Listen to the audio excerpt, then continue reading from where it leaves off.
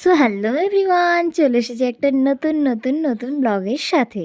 তো সকলে কেমন আছো? আশা করি সকলে ভালো আছো, সুস্থ আছো। আমিও কিন্তু ভীষণ ভালো আছি।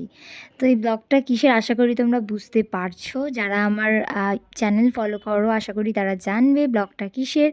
তো সেই দিন মানে 25 ডিসেম্বর আমি আর আমার সেই বান্ধবী, সেই পুরনো বান্ধবী চলে যাচ্ছিলাম দুজন মিলে ঘুরতে। কোথায় ঘুরতে যাচ্ছিলাম নেমে তোমাদের যখন ভিউটা দেখাবো তোমরা গেস করবে প্রথমে, তারপর আমি তো জায়গার নাম বলবোই। বাসে না অনেকক্ষণ ধরে জানলা বন্ধ থাকায় আমার না শরীরটা একটু খারাপই লাগছিল, তাই কন্ডাক্টরকে বলে জানলাটা আমরা খোলালাম। খুলিয়ে আর দৃশ্যটা দেখে আমি তো ভীষণ এক্সাইটেড হয়ে গেলাম। তারপর আমরা দুজন কিন্তু আগে আগে গিয়ে যত তাড়াতাড়ি সম্ভব ছুটে গিয়ে আগে বেরালাম। বেরিয়ে আগে দেখলাম যে কত সুন্দর ভিউটা, জাস্ট দেখো। আমি না 25 ডিসেম্বর এই ফার্স্ট টাইম লেক টাউন এলাম।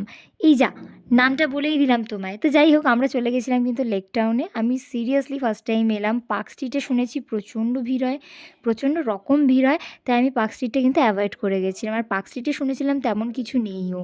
আর যদিও পার্ক স্ট্রিটটা একটু আমার বাড়ি থেকে দূরে, আর আমার যেহেতু একটু বাসে প্রবলেম হয়, তাই পার্ক স্ট্রিটে কিন্তু আমি যাইনি। তাই আমরা কিন্তু দুজন মিলে চলে গেছিলাম লেক টাউন। লেক টাউনে প্রথমে ভেবেছিলাম তেমন বড় কিছু মেলা হবে না, গিয়ে দেখি ও বাবা, লোকের ভিড়টা জাস্ট দেখো।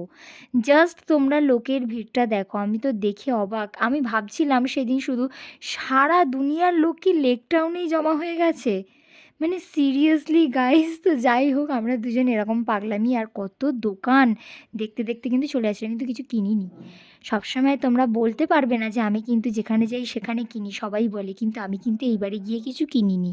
তো যাই হোক, দেখো দোকানগুলো ছিল কত সুন্দর, কত দোকান ছিল। তারপরেই কিন্তু আমার পেয়ে গেছিলো খিদে। তোমরা তো জানোই আমার তো খিদে পায় যখন তখন। তাই আমরা দুজন মিলে চলে গেছিলাম খাওয়ার স্টলে। ওখানে কিন্তু মোমো ছাড়া কিছুই ট্রাই করিনি, কারণ মেলার খাবার না অত ভালো হয় না। তাই জন্য মোমো ছাড়া কিছু ট্রাই করিনি, আর সেটার ফুটেজ নিচে ভুলে গেছি। যা। তো যাই হোক, এখানে কি কি দোকান ছিল তোমাদের দেখিয়ে দিলাম। আশা করি তোমরা গেছো, মানে সবাই গেছে, মানে আমি একাই বাদ ছিলাম আর কি, যে আর কি বেরাতাম না, কিন্তু আমিও বেরিয়ে গেছি এবছর। তো যাই হোক, যিশু ঠাকুর দেখতে বেরিয়েছিলাম গাইস। যিশু ঠাকুর দেখতে বেরিয়ে তো এইরকম ধরনের ভিড় দেখতে পাচ্ছি এখানে, কিন্তু যিশু ঠাকুর এখনও চোখে পড়েনি। আর এই আমার বান্ধবী, চ্যানেলটা যেন আমার নয়, এই যে চ্যানেলটা হলো এই এই এনার। ও আমাকে বলছে, আচ্ছা চ্যানেলটা কি আমার? সবসময় আমিই ভিডিও করে যাচ্ছি। আমি বলি, আরে বাবা, আমার মানেই তো তোর, আমি ভাইরাল হলেই তো তোর ভাইরাল হওয়া। তো যাই হোক, দুজনে এরকম মজা মস্তি করতে করতে কিন্তু আশেপাশের ফুটেজ নিচ্ছিলাম। আর কত সুন্দর সাজিয়েছে শুধু দেখো। আমি জানি তোমরা অনেকেই গেছো, অনেকেই দেখেছো, বাট আমার ক্যামেরায় আরেকবার রিপিট তোমাদের দেখিয়ে দিলাম। তারপর কিন্তু সব থেকে স্পেশাল মুমেন্ট নিয়ে আমি চলে এসেছি তোমাদের সামনে। দেখো, এই হলো আমাদের সেই স্যান্টা দাদু। গাইজ, আমাদের সেই স্যান্টা দাদু, যার জন্য আমরা এত কিছু। উনি কিন্তু সবার সাথে হাত মেলাচ্ছিল, কিন্তু আমি ভয়তে হাত মেলাতে যাইনি। জাস্ট ভিড়টা দেখো ওখানে, কি ধরনের ভিড় এটা তোমরা শুধু দেখো। আর আমি যারে ফোন ধরতে দিয়েছিলাম গাইজ, সে একবার ফোনটার এদিক ঘোরায় তো ওদিক ঘোরায়।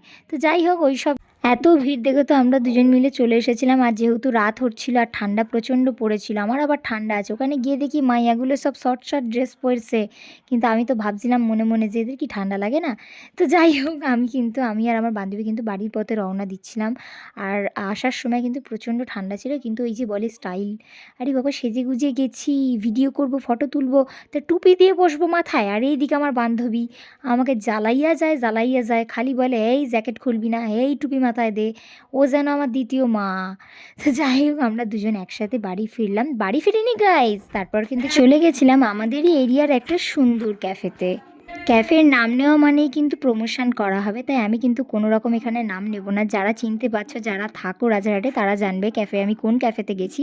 আদারওয়াইজ আমি কিন্তু ক্যাফের নাম নেব না। কিন্তু ক্যাফের ভিতরটা ছিল সুন্দর করে সাজানো, তাই এই মাইয়াটা আমার থেকে জায়গা বদল করেছে।